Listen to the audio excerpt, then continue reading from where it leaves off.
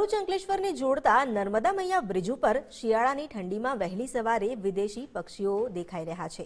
શિયાળાની ઋતુમાં ગુજરાતમાં સ્થળાંતર કરી આવતી પ્રજાતિઓમાં ભૂરો ધોમડો, શ્યામશેર ધોમડો, ગુલાબી ધોમડો, પીળા પગવાળો ધોમડો વગેરે છે। ઓસ્ટ્રેલિયાથી મોટી સંખ્યામાં સીગલ પક્ષી અહીં શિયાળો ગાળવા માટે આવે છે। સીગલના બે ગ્રુપ હોય છે, જેમાં નાના સીગલ અને મોટા સીગલ। નાના સીગલના ત્રણ પ્રકાર છે, બ્લેક હેડ જેનું માથું કાળું હોય, બ્રાઉન હેડેડ તથા સ્પ્લેન્ડર જેની ચાંચ વાંકી હોય, જ્યારે મોટા સીગલમાં પ્લાસિસ ગલ બ્લેક હેડ જેનું કદ મોટું અને માથું કાળું હોય છે, લેઝર બ્લેક ગલ, કાસ્પિયન ગલ વગેરે તેના પ્રકાર છે। સામાન્ય રીતે સીગલનો ખોરાક માછલી છે। તેઓ તરી શકે છે અને કિનારે રહીને માછલીનો શિકાર પણ કરે છે।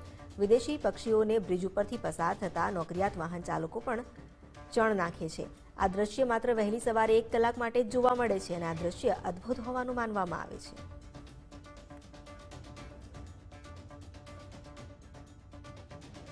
રોજ નર્મદા મૈયા બ્રિજ પરથી રોજ જ જાઉં છું, પણ અમને આ શિયાળાના વાતાવરણ લીધે અવનવા પક્ષીઓ આવે છે, તો અમે રોજ લોટની ગોળીઓ જે રોટલી છે એવું નાખીને દુનિયા કમાવાનો પ્રયાસ કરીએ છીએ। શિયાળાની શરૂઆત થતાં જ વિદેશી પક્ષીઓનું આગમન થતું હોય છે। આપ જોઈ રહ્યા છો ઓસ્ટ્રેલિયન પક્ષી જે 5000 કિલોમીટર દૂરથી ઠંડીની શરૂઆત થતાં જ માં નર્મદાના ઘાટ પર આવતા હોય છે અને જોવા મળતા હોય છે। આ દુર્લભ પક્ષીને જોતા તમને એક નયનરમ્ય દ્રશ્ય માં નર્મદાના કિનારે જોવા મળે છે।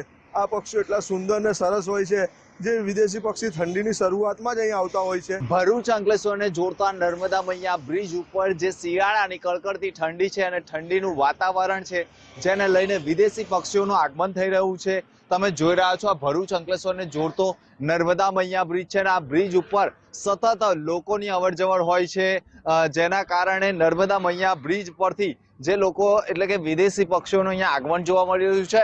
આ સંપૂર્ણ જે વાતાવરણ છે તે આહલાદાયક જોવા મળી રહ્યું છે। ત્યારે વાત કરવામાં આવે તો વિદેશી પક્ષીઓ હજારો કિલોમીટર દૂરથી આવતા હોવાનું માનવામાં આવે છે।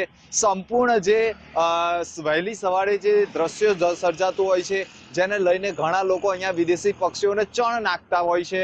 તમે જોઈ રહ્યા છો મોટા પ્રમાણમાં વિદેશી પક્ષીઓની ઉડાઉડ જોવા મળી રહી છે, જેના કારણે અહીંયા ભરૂચ અંકલેશ્વરથી જોડતા જે બ્રિજ છે તેની ઉપરથી લોકો અવર જવર કરતા હોય છે અને ચણ નાખતા હોય છે, પુણ્ય પ્રાપ્તિ કરવાના પ્રયાસ કરતા હોય છે। પરંતુ નર્મદા મૈયા બ્રિજ ઉપર સફેદ કલરના અવનવા વિદેશી પક્ષીઓના આગમન અને ઉડાઉડના કારણે વાતાવરણ પર અલગ જ લાગતું હોય છે। અને ખાસ કરીને વાત કરીએ તો છેલ્લા 2-3 દિવસથી ધુમ્મસિયા વાતાવરણના કારણે પણ વિદેશી પક્ષીઓની ઉડાઉડના કારણે અહીંયા વસ્તી હોય તેવો વિસ્તાર જોવા મળતો હોય તેવું પણ પ્રથમ દ્રષ્ટિએ લાગી રહ્યું છે। ત્યારે ભરૂચના નર્મદા મૈયા બ્રિજ ઉપર આ દ્રશ્ય કંઈક અદ્ભુત જોવા મળી રહ્યું છે। ત્યારે વાત કરવામાં આવે તો ભરૂચ અંકલેશ્વરને જોડતા નર્મદા મૈયા બ્રિજ ઉપરથી જે અંકલેશ્વર તરફ જે સર્વિસ કરવા જતા હોય છે, ઔદ્યોગિક વસાહતોમાં જતા હોય છે, તેમના માટે તે પણ અહીંયા પુણ્ય પ્રાપ્તિ કરવાના પ્રયાસ કરતા હોય છે। જે ચણ હોય છે તે નાખતા હોય છે અને વિદેશી પક્ષીઓ પણ આ જે ચણ છે તેને આરોગતા હોય છે, જેના કારણે આ વિસ્તારમાં ઉડાઉડ એટલે કે પક્ષીઓની ઉડાઉડના કારણે દ્રશ્ય કંઈક અદ્ભુત જોવા મળી રહ્યું છે। આ જે અંકલ છે, જે ભાઈ છે, તે આ જે ગાંઠિયા છે, એ ગાંઠિયા જે વિદેશી પક્ષી હોય છે તેને ચણ રૂપે નાખી રહ્યા છે, જેના કારણે વિદેશી પક્ષીઓ પણ પોતે ખોરાક આરોગી રહ્યા હોય તેવું લાગી રહ્યું છે અને વિદેશી પક્ષીઓની ઉડાઉડના કારણે પણ આ દ્રશ્ય જોવા મળી રહ્યું છે। તમે અંકલેશ્વરના આ બ્રિજ ઉપર શું કરો છો? વિદેશી પક્ષી જુઓ તો મને સારું લાગે છે અને હું એમને ચણ નાખું છું। કેવા ચણ છે આ ગાંઠિયા છે, એનાથી શું થાય?